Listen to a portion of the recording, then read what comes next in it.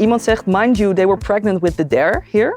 Een soort indie sleaze referentie. Oké, ja. Met dat jullie wel als natuurlijk Pregnant with the dare. pioniers worden gezien. Maar die vooral... had dat in ons buik.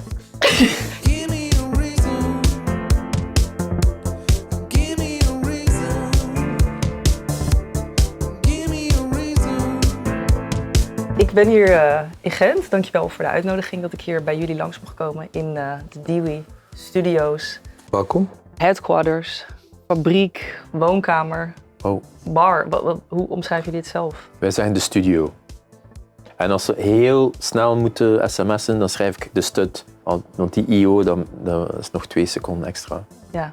Maar wij zeggen de studio. We spreken af aan de studio, in de studio. Het noemt de studio. Ja, en in deze prachtige ruimte waar mij net kort buiten de opname om het sorteersysteem van de prachtige collectie een klein beetje is uitgelegd.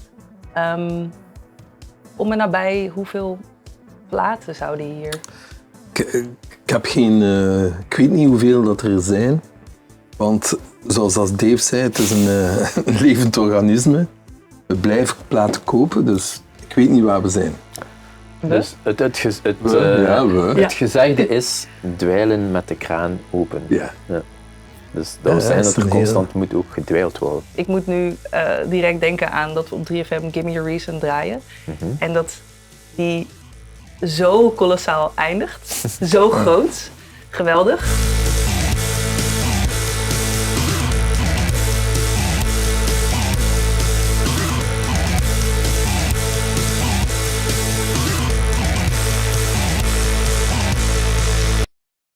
Ik ben tegen platen uitveden, dus ik weiger om dan zachtjes weg te trekken. Maar ik zit wel elke keer van fantastisch, maar je moet dan daarna een soort stilte laten vallen als radio-dj om dan nog die plaat goed af te kondigen. Dat is mijn machinale waar ik met drones en andere audio elke keer denk, wat moet ik niet aan gedacht. We hebben niet aan gedacht en wat doen we voor de radiopresentator. Ja. Dat was toch even wat ik hier wilde combineren. Ja, zo'n vraag aan jullie. What the fuck. En spreekt u voor de vakbond of alleen voor u alleen? Persoonlijk, heel persoonlijk dit. Okay. Maar All Systems Are Lying is ook een, als ik jullie goed citeer, analyse misschien, wat jullie zien, een generatie die minder in het systeem gelooft. Ik denk dat het niet alleen een generatie is. Ik denk dat het echt iets is dat van de jong tot oud. Ja, maar het is zeker iets dat we, om terug te komen op hetgene waar we juist aan het spreken waren, beneden staan er een heleboel oude machines die voor Dave en mij, like een gitaar of een piano, dingen waar wij goed mee om kunnen. Er zijn vandaag de dag heel veel digitale versies daarvan. En we proberen altijd die 2 werelden samen te brengen, maar we zagen meer en meer dat wat die nieuwe technologie soms belooft van te doen, niet altijd is wat ze doet. En die discrepantie tussen die twee maakte ervoor dat wij zeiden op de duur van nee, All Systems Are Lying. En niet negatief ook, want eigenlijk vonden we het leuk dat af en toe de computer crashte en deed. Want uiteindelijk wou dat zeggen dat de machine die we echt hadden nog iets meer kon dan de digitale versie. Maar die doet ook niet altijd wat ze beloven. Ja, dus dat is ook wijs. En ik denk dat daar kwam eigenlijk dat idee van... Ik denk dat we Marie Davidson haar plaat aan het maken waren. Ik denk dat Pierre, haar man, toen zei van... All Systems Are Lying. En ik herinner me dat we zoiets hadden van... dat is een goeie, die gaan we houden. En ik denk, maandenlang was dat de slagzin. Televisie valt uit. All Systems Are Lying. Ons koffiemachine doet niet. All Systems Are Lying. En op een heel ander, moet ik zeggen, ik kan niet zeggen niveau, maar subconsciously, als we hier aan de tafel zitten dan, met iedereen te eten, kwam het wel naar boven heel veel. Ook dat idee van wat is waar, wat is niet waar. En dan moest ik wel naar een jongere generatie kijken en zien dat wij eigenlijk het privilege gehad hebben van te weten wat echt is en niet echt is. Of tenminste een soort check and balance gehad hebben. Of het nu waar was of niet, dat we onze roadmap was. En voor hen worden die slowly allemaal weggehaald. En ja, All Systems Are Lying klopte wel voor dit allemaal. En dus nu doen we interviews en heel veel mensen zien in die zin of in die soort catchphrase dat we kunnen gebruiken voor heel veel dingen. Maar als we heel eerlijk zijn, was het vooral over de wereld hier, ook beneden, die voor ons helemaal misliep. Maar die applicable is naar heel veel andere dingen rondom ons. Zeker vandaag. De plaat was gedaan in februari vorig jaar. Dave zei daar juist.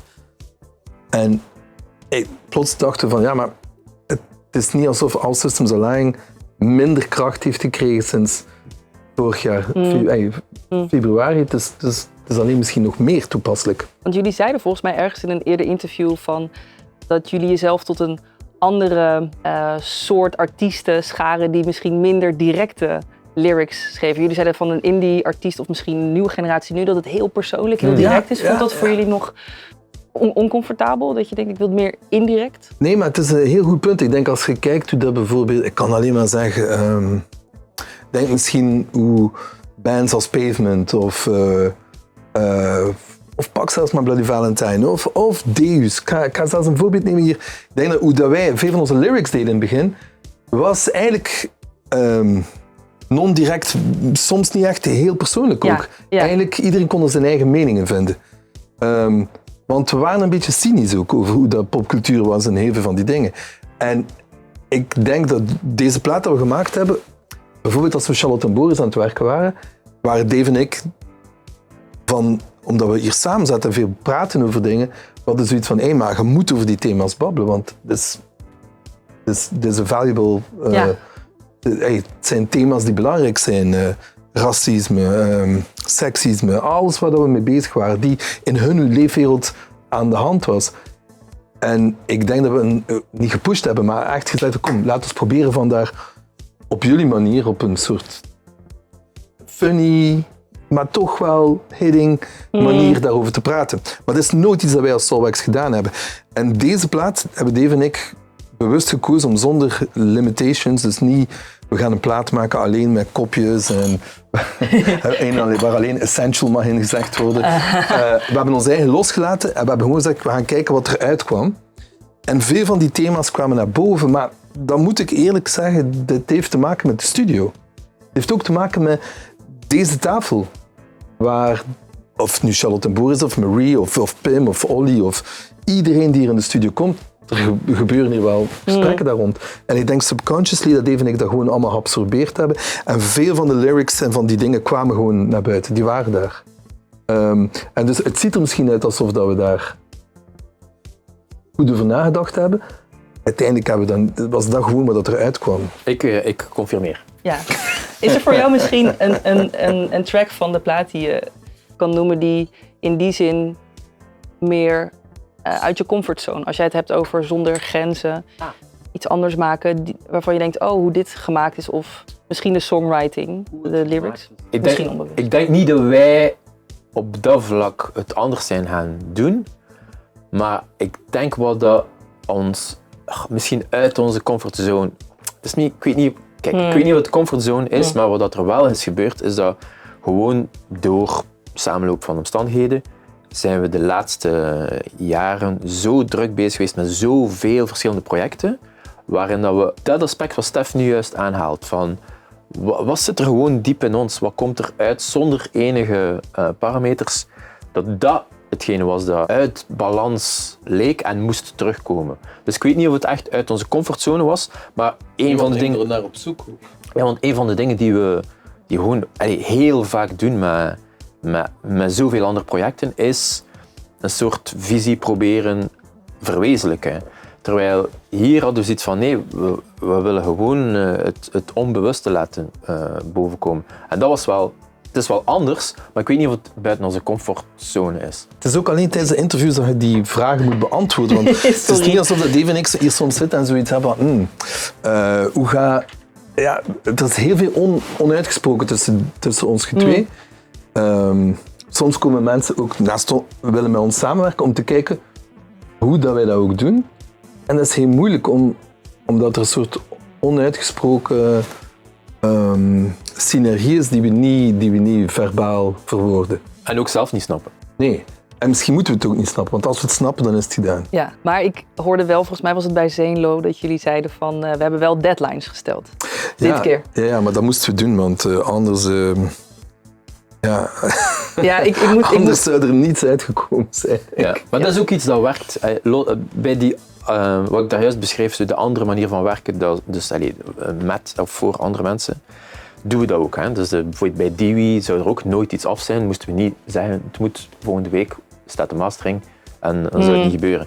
Dus dat is iets dat gewoon werkt voor ons. En dat is op een kleine manier hetzelfde als wat Stef daar juist zei van we maken een plaat met alleen essential of zo, of alles moet op 1 dag opgenomen zijn. Die soort dat dogmatische grenzen leggen, dat is iets dat ons inspireert. En we hadden dat nu wel nodig ook om iets af te maken, maar het kwam wel uit een andere beweegreden. Het was gewoon meer van wat zit er diep in ons. Maar er zit nog wel een beetje de wijsheid van, volgens mij was het James Murphy die over jullie in de Part of the Weekend Never Dies documentaire. Wat zegt hij? I remember that recording process. Hey, you want to go DJ in August? No, we're working on the record, but it's going to be done in 1 week. Okay, how about December? Hey, how you guys? What's going on? You want to come? I can't, man. The record's 1 more week. March next year. Oh, so what do you guys do? Oh, record, 1 more week of it. It's just the little final touches. Oh, you know what? We hate half the songs are scrapped. We got to redo them. Oh god, I hated watching it. Er zijn beelden van hem die dat zegt. Ja, over jullie. Wow, Hebben jullie die nooit meer teruggekeken? Nee, ik ga nooit naar een documentaire. Zou jij kijken naar een documentaire over jezelf? Nou, wel hoe misschien de edit zou zijn gegaan. Ik denk, jullie zijn 120 shows gevolgd. Maar toen ik heb hem gemaakt. Ik heb hem gemonteerd samen. Ja. Dus ik weet heel... Maar om daar terug naar te kijken... Ja. Want ondanks Part of the Weekend Never Dies komt plots weer wordt hier op tafel gegooid. En sommige interviews wordt er over Charlie XCX gebabbeld en al die dingen. En ik moet eerlijk zijn, ik heb geen enkel... Er is niets in mijn lijf dat terug wil gaan naar die periode. Of naar hoe dat we dat gemaakt hebben. Dus ik was ook helemaal vergeten dat James nog altijd niet zijn plaat af heeft.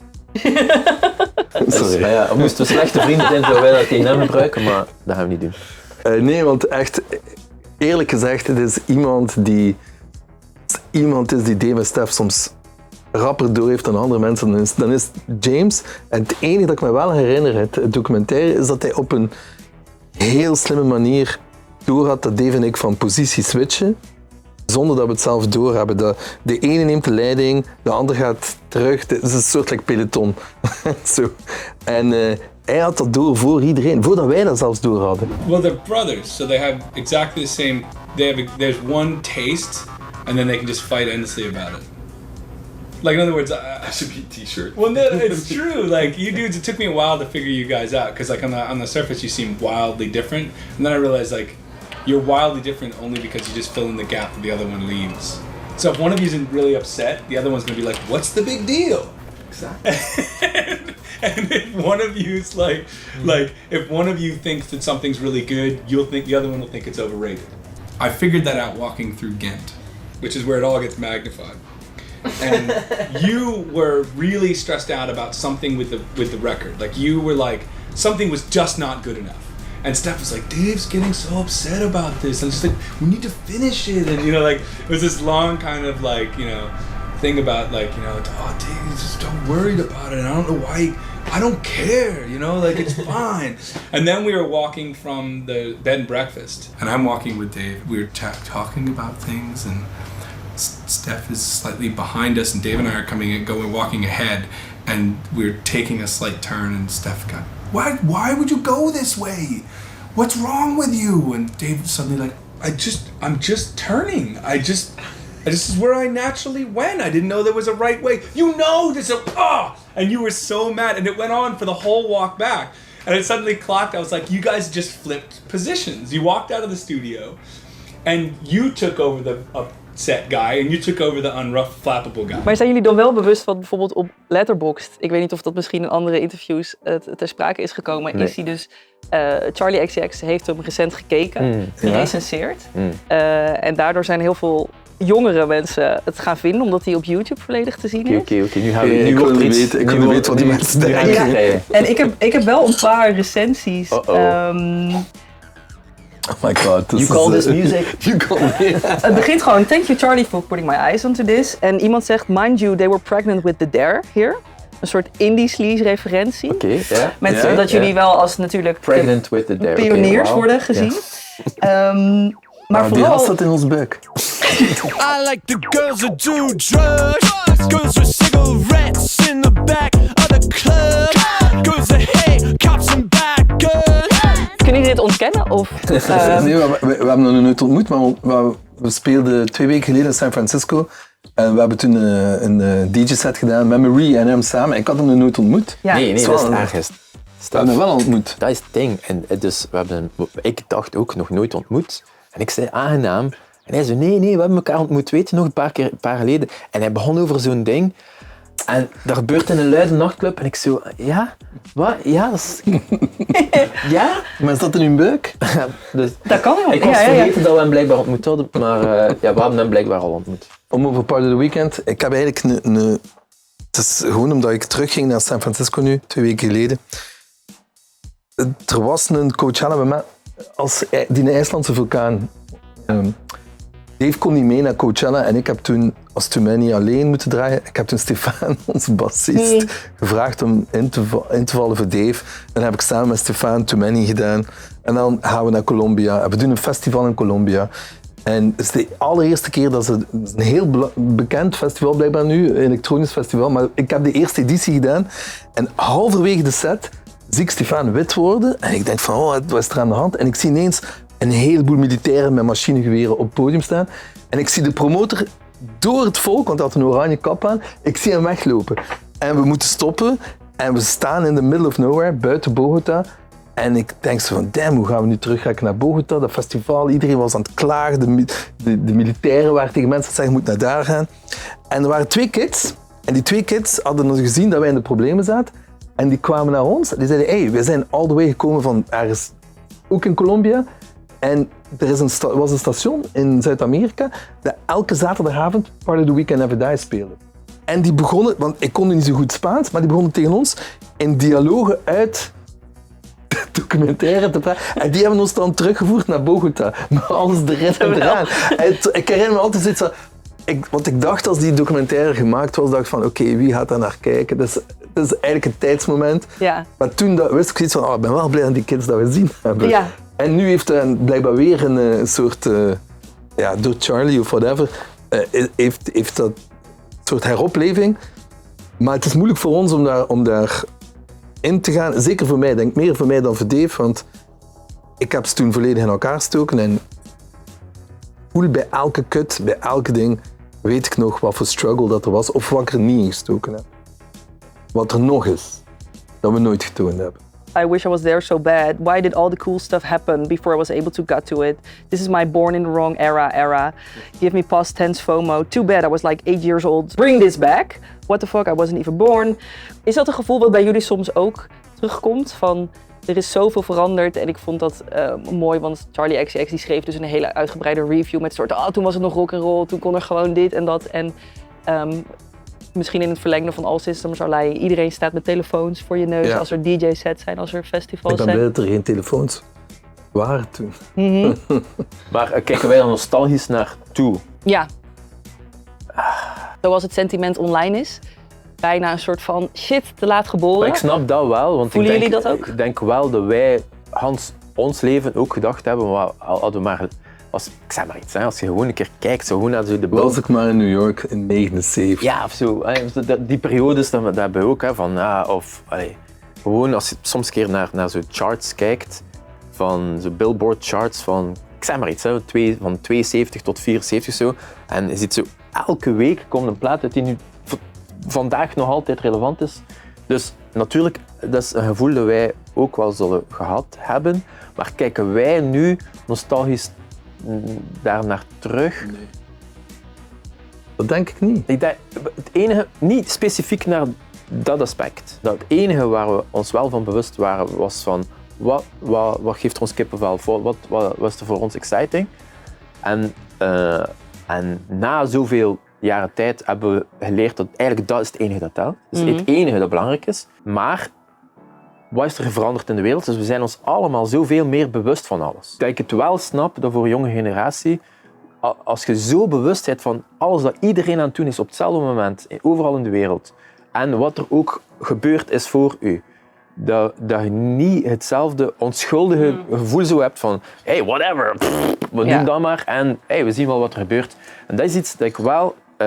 dat is het enige wat ik nostalgisch naar terugkijk, ook voor onszelf. Want ook als wij nu dingen maken, ben ik ook gewoon veel meer bewust van En van iedereen rond ons, denk ik, leef ik al het meest in een soort bubbel, maar ik ben mij ook enorm bewust van wat er gebeurt in de wereld. Veel meer dan mij, denk ik. Want ik kan eerlijk zijn, Of op een ander vlak. Ik doe dat niet, Dave. Want als we daar in San Francisco samenspeelden met die gast van The Dare, Ja. of dat ik hem nu al gezien had of niet, ik stond ook al te kijken van, zelfs de dag daarvoor, als ze met Arrow speelden. Ik had ook zoiets van, wauw, ik ben mij niet bewust van hoe dat de dingen shiften op het moment. Maar ik was dat daarvoor ook niet. En ik denk dat de innocence, waar hij over spreekt, soms bewust bij mij, ik ga eerlijk zijn, ik denk dat ik het bewust doe. Hetzelfde met wat dat we doen. Soulwax of Dewey of Despacio of Too Many of Die Verboten. Of, ik kan blijven gaan. Wij hebben ze allemaal nodig, maar het is allemaal impliceert het eigenlijk Dave en ik. Of met iemand anders of met andere leden van de band. Maar elke keer als we iets gemaakt hebben, zijn we al begonnen aan iets anders. En eigenlijk is dan de reactie van hoe dat mensen erop reageren niet iets waar ik op inspeel of waar dat we, Mee geconfronteerd worden. waar ik mij bewust van ben. Ja. Ik ben me wel bewust van, we doen wel een interview. Ja. Maar, het uitleggen. Ik denk door er ook niet zo mee bezig te zijn, stel ik mij ook niet altijd die vraag, is dat relevant of niet?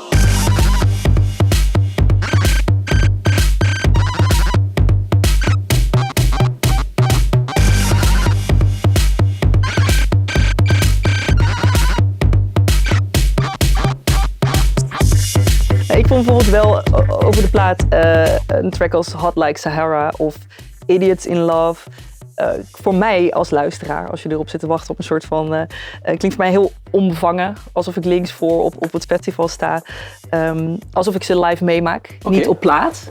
En ik was benieuwd, want je hadden zelf dat persstatement ook, dat jullie het gevoel wilden vastleggen van een band die elektronische instrumenten speelt, live, loud en loose. Een rockalbum. Ik kan je gewoon al één ding zeggen, gewoon voor de toekomst, voordat je dat weet.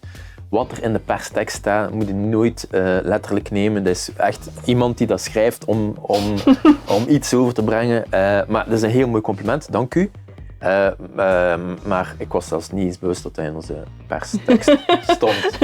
Nee, maar om me zo aan te halen, ik vind het mooi wat jullie zeggen over misschien wat schuurt of die grenzen opzoeken. Als ik denk aan dat ik jullie, volgens mij was het 2 jaar geleden, Paradiso zie, dan denk ik, oh god, ze komen met de stellage, met de drummers aan en hoe gaat het passen? Dat was de eerste show. Ja, ik Dat denk, was de allereerste die show. mensen krijgen paniek, toch? Wij? Dave en ik Of niet. Productie, Ja, zeg maar iedereen. van, hoe past dit? Nee, iedereen was in paniek. Ja. Dat was hem. Behalve Dave en ik, denk ik. Ja. Maar ik denk dat wij het is een soort fearlessness dat wij hebben. Maar ook gelinkt aan hetgene wat we daar juist praten. Door niet bewust te zijn, kun je ook meer fearless zijn. Want ik ga niet op social media gaan kijken of dat het dan iemand goed vindt of niet. Ik denk dat Dave en ik zoiets hebben, oké, de volgende, hoe gaan we dat nu doen? Goddamn. Dus uiteindelijk is het... ik denk dat ik dat wel bewust afblok. Om dat niet te moeten gaan. En dan, bijvoorbeeld als je dan over de live hebt, of over de nummers nu, was het ook een soort oefening van, wat zit er in ons dat we niet dat ongecontroleerd naar boven kan komen. En dan maakt het ons eigenlijk niet gemakkelijk door met 3 drummers te spelen. En natuurlijk zit er daar dan weer de andere kant van ons denken. Maar het is misschien wel een goed punt. Misschien doe het wel bewust ook. Ik kan niet zeggen, bewust ben ik niet. Bewust ben ik niet bewust, ja. Dat brengt me op de vraag, volgend jaar naar AFAS Live, mag ik jullie al een beetje vragen wat... Ja, iets anders, hè. Maar zo zijn wij en dan iedereen rondom ons heeft zoiets van... Are you kidding me? Dat is echt, die show is de max, dat is super, dat is... Maar dan is dat toch iets in Dave. Zeker in ons, wij zoiets van nee, kom. We gaan iets anders doen. We moeten trouw zijn aan onszelf. Maar ook, het is ook al heel vaak gebeurd, dat, Stef zei het daar juist, hè, dat wij hebben in ons hoofd zo van, we zetten parameters en we noemen dat een ander project. En dit is in ons hoofd dan iets helemaal anders. En de reactie van de mensen is, oké, dat is goed. Ja. Dus het zou ook goed kunnen zijn dat onze interpretatie van de Hans Anders show... Voor iemand is van, het is hetzelfde, de max super. Ja. Dus Dave heeft van gelijk, ja. Ja, dat is waar. Ja, want ik zit zo te denken, voor ons een soort van Best Kept Secret, de grote show op het podium. Ja. Daar is dan denk ik de Maar dat was ook laatste wel moeilijk voor herinnering. ons, denk ik. Want ik denk dat wij altijd super comfortable zijn om bijvoorbeeld te headlinen op het tweede podium. Maar om dan op het hoofdpodium te gaan, is ook iets dat wij sinds Night Versions of misschien zelfs ook soms met Too Many zelfs gezegd hadden van dat gaan we niet doen. Want daar komt iets bij. Like, als je op het De hoofdpodium, verwachting die dan... de verwachting of ook Mainstage, ja. productie en dingen. Maar met deze productie had iedereen gezegd, nee, dit is perfect, come on, let's go. Als er een festival was waar we het konden doen, was Best Kept Secret. Dus het viel supergoed mee. Maar het is niet de leefwereld waar dat, denk ik, wij ons meest comfortabel voelen. Stef, je maakt een goed punt. Als er nu dan ook wel een festival is waar het kon, was daar. Ja. Maar het is niet onze habitat waar we ons goed voelen. Het is misschien wel een Belgisch ding. Ik kon niet te diep in de amateurpsychologie gaan, maar Jawel. het is misschien wel een soort Belgisch underdog ding. Is dat we liever de headliner zijn op het tweede podium, waarin dan mensen verrast zijn, dan dat de verwachting zo hoog is van een keer kijken wat ze gaan doen op het mainstage. Ja. Als jullie het oké vinden, wilde ik nog een paar van jullie favorieten vragen. Ja. Soulwax favoriete buitenlandse platenzaak. Ja, eigenlijk moeten we... Het is een platenzaak in Barcelona. Die noemt Discos Paradiso. En de selectie, de tweedehandsplaten, het is een without a doubt best gecureerde platenwinkel. Want het spant van elektronisch tot avant-garde tot de weirdste Catalaanse folkmuziek. En ook indie. Indie, dus dat is nummer 1. Maar ik ging Red Light zijn, omdat het Nederland is. Maar ik moet eerlijk zijn, ik vind dat Discos Paradiso en Red Light heel dicht bij elkaar liggen. Alleen hebben zij nog een iets, moet ik het zeggen, diepere connectie met wat er gebeurt in de Spaanse cultuur en wat er allemaal gebeurt rondom en zo. Dus, ja. Plus wat ook heel raar is, ik weet eigenlijk niet waarom dat is, maar wij draaien misschien 4 keer meer per jaar in Barcelona dan in Amsterdam. Het is hetzelfde dat wij naar Amsterdam komen. Ja.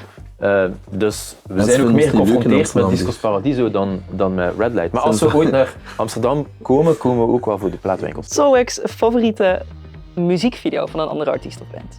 Oh, wauw. Het eerste dat in mijn hoofd komt is... Adriano Celentano heeft in de jaren 60 een nummer uitgebracht, of begin jaren 70. Prison Colin Chuso. Prison Colin Anson. Ja. Ongelooflijk. Ongelooflijk nummer. Ook al puur muzikaal, maar het grappige is, hij was dus een bekende Italiaanse acteur. En hij heeft een nummer uitgebracht waarin hij fake rapt in een taal die niet bestaat. Dus voor Italianen lijkt het alsof hij in het Engels aan het rappen is. En Maar it makes no sense. En de beat is ongelooflijk. En De video is ook ongelooflijk. En dat is wat ik wil zeggen. Dus wij zijn opgegroeid met het nummer, ons papa speelde dat. En wij hebben altijd dat nummer de max gevonden. Maar er is dus een zwart-wit clip van dat nummer van op Italiaanse televisie. Met choreografie, en het is ongelooflijk.